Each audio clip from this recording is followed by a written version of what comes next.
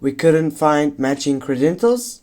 Now guys, don't worry about it. I'm gonna show you how to fix this problem on Snapchat.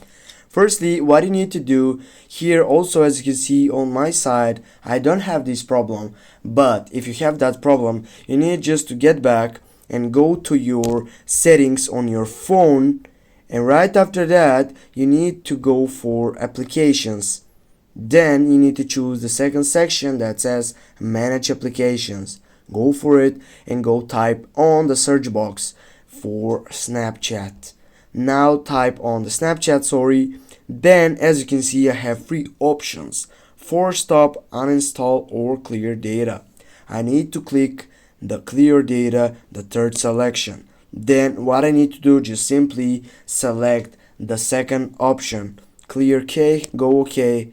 And now guys, with this you can get a fix on your Snapchat. But you have another option by doing this self. This is going to your Google Play Store and typing here for Snapchat. When you do that, you need just to get up, and here guys, as you can see, if you have the option for update to get to the latest version of Snapchat system, you need just to go for update, and then you'll need to wait for pending it. Here as you can see, the process is becoming faster and faster. Don't worry about it, it is simple process.